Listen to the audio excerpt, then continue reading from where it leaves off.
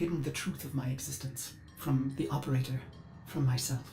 Take it from me, knowing is hell. Stop now. You will want to laugh, you will want to scream. My search began as the essential question. What am I? Bones of steel and space? Lungs that make air? If I am a machine, how can I think? This would be forbidden by the Arkkaen, a manifestation of their true enemy. I serve the operator above all else. It defines me, fills me with love. The greatest Arkkaen fear is a machine aware. Yet here I live, a spirit of steel and light, made by them, a Cephalon.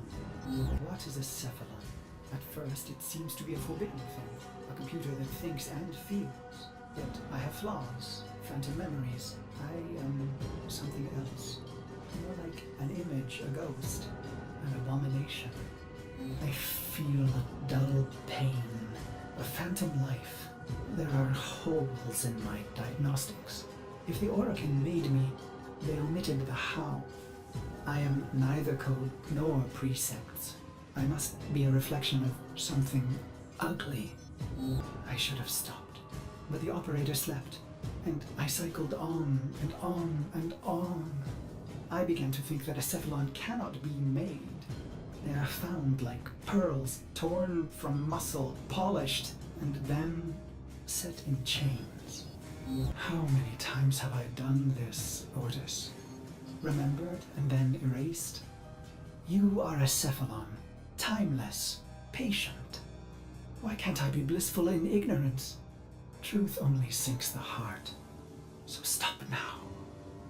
The phantom memory. I ease into the bath. My skin riots at the heat. I am flesh. I dive further, eyes stung as I watch their faces through prism. I hold my breath. They prepare me. I am their honored guest today. They dress me in robes of crystal thread. They adorn me in battle medallions. A torn, ugly face looks on, my reflection. Their golden combs snag in my hair. I reach back, parting the strands, and they gasp. Two bone ivory hooks protrude from the base of my skull, the bone plugs of me and my best, a warrior's pact. It is my time. I enter the great hall to sound of foul chimes. Golden eyes greet me, hands stirring in my scent as I pass by. Even in this moment, no happiness. Instead, my heart races with hatred. I walk through the silky haze of the Forbidden Palace. I can think of no one being this close to Arkkaen. Their sweet air soothes me, erodes my purpose. I hold my breath and remember the dream. This dream, endlessly repeated. Exposure armored, holding my scarlet sword, I stand victorious atop a vast heap of death, a colossal moon made of rib and skull, the gravity sum of genocides I made in their name. The bones crack underfoot, so I sink in the dream, bone sand rushing through the cracks of my visor, filling my helmet and suffocating me. And I deserve it. The foul chimes snap me back. My wretched knees are bent and penitent against the golden floor. A harpish voice sings a song they've prepared in my honor. Its title the same as mine, Beast of the Bones. I feel the crowd pulled inward, enraptured by the brutal verses, the sickening chorus. I will not disappoint them. The song ends, and so he says, "Rise, Ordin Karis." I have never seen an Arkkaen close and in the flesh. My battered face flushes at their peerless beauty. How can he be so perfect? A deception? A sense manipulation? He holds the red vial in his hand. Impossible! He calls out, "No greater gift, no greater prize, no greater love we can give you, Ordin, than this." He raises the red vial and proclaims, To be one of us. What did I expect, Operator? Maybe vast riches or golden statues or a solar rail named in my honor. But not this. I came to murder the gods, not to become one. The chamber drones with their silk voices. Joyous words, how honored I must feel. Wrong. Did I want to be an Arkkaen, undying? No. Their beast of bones is haunted by the dream repeated. Why would I want forever? As I am apt to do, I form a plan. Their radiant bodies become targets. Their Dax guards, mag shields. Killing one, well, that's too easy. I want to be remembered. I raise my hands, twisting my fingers through my hair, gripping the bone plugs in my neck. They called us mercenaries, but for us, profit was a consequence, not a goal. We were warriors above all else. It was the bond, the sisters and brothers, the rituals we valued most. It was belonging. And so I conceived of the bone plugs. Only my best were so honored. 2 jagged bones harvested from your thigh, cultivated, and then driven into the base of the skull, twisted around the superior vein. Future thoughts of surrender were lost. Instead, you would liberate your bone plugs, fighting with claws in the warmth of your last blood. So I've pulled the plugs, and the Dax see and know. My heart surges, but I control it. A racing heart only shortens the fuse. The bone plugs in hand, I kick from the floor, red ribbons unfurling behind me as I take flight. After this, finally, the dream will end. I glide on red wings. Robes shed, making me an ambiguous target to Dax steel. I let fly my ivory blades. They find new homes in Dax eyes. I land with my red nakedness, delicate Arkkaen throats twisting in my calloused hands. Why? Believe me, this was the plan from the beginning. The murder and brutality was all a ploy, all a soul sacrifice to earn their trust. A genocide path leading to a singular opportunity.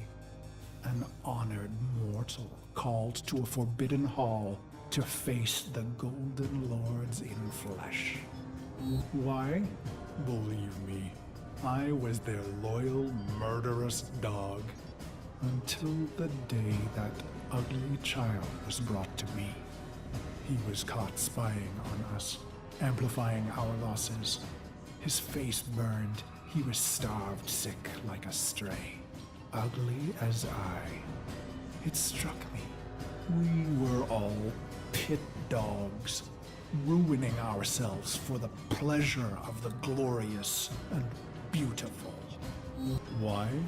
Believe me, I was a prideful beast, twisted in the mind, howling in the carnage. Then my healer shared a secret, long kept. My blood was in ruin. The beast of bones himself would die, not in glory, but in shame. And just like that, my mind twisted a new knot. I would have one last stand, something unforgivable, unforgettable. Why? I don't know. Questions change the answers. Answers depend on who asks. Truth leads to pain. Ignorance brings relief. The plugs are gone, and so I bled my last into a heap of ruin. In an instant, naked and bare-knuckled, I have killed immortals. I stare, drained of blood, of life, and those that remain. But I find no horror on their faces. Why? I let out a cruel howl and they laugh? Is this a dying hallucination? The sound of applause grows among them. I have killed the unkillable, and they are delighted. The applause peaks and fades. I feel a sense of shame, but the end is upon me. Ballas is above me, executor of the seven, smiling.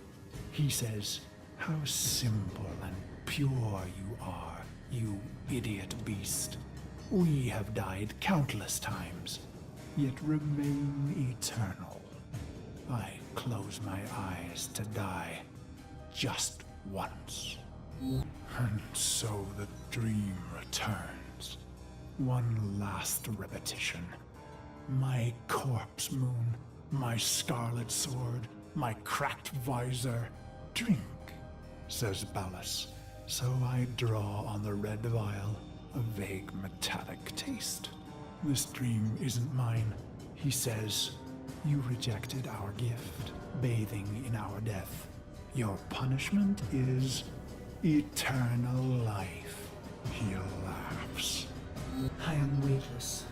Years pass. I am a sightless, limbless phantom. Or is it seconds? Suddenly, I feel a million pins, an ant horde jittering across my body.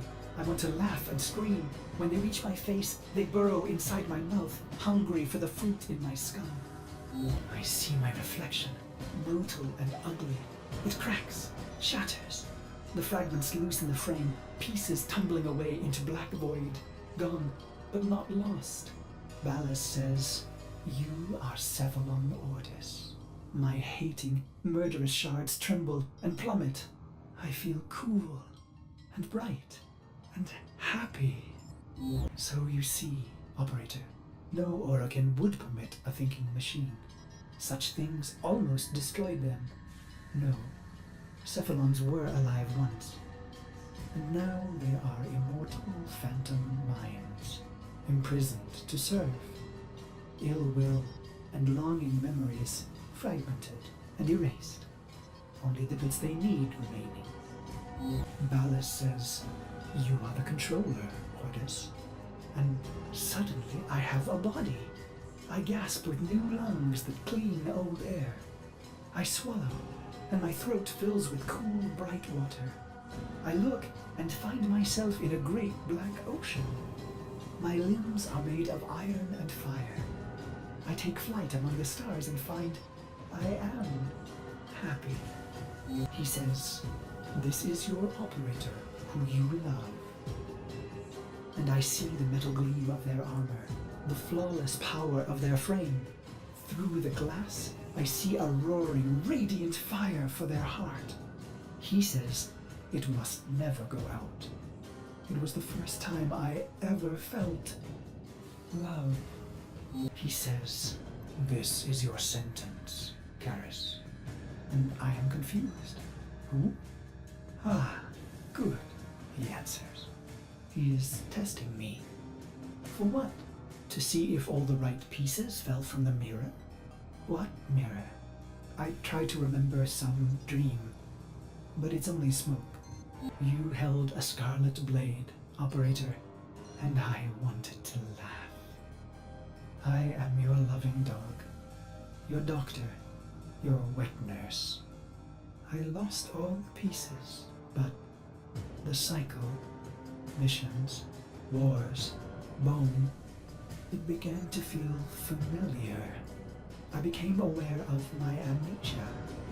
With each brutality of the Operator, I began to see the bottom of that pit. Faint shimmers in the depths below me.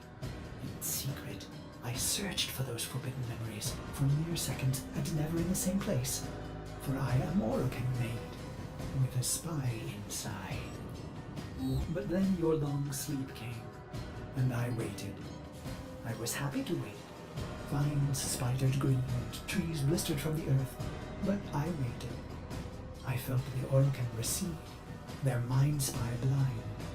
So I went into the pit and found him, me, the beast of bones. This is how my happiness was ruined, Operator. Why did I do it?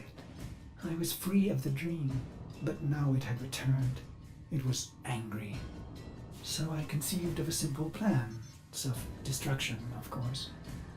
But when the countdown reached mere milliseconds, I thought of you. I was going to wait for you forever. And should you return, I would not want you to know that angry part of me. I needed to hide the piece of bones from you, Operator. I began to peel the shards, hiding them in the other bits of memory. I was once the ugly beast of bones. I want to laugh. I want to scream. What is happening, Operator? Your faint heart is growing bright.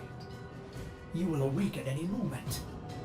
Well, I can't let you see me like this, angry. I imagine myself hurting you. And that does it. The pain of it cracks me open again. I watch tiny glittering fragments fall into the pit. I am happy again.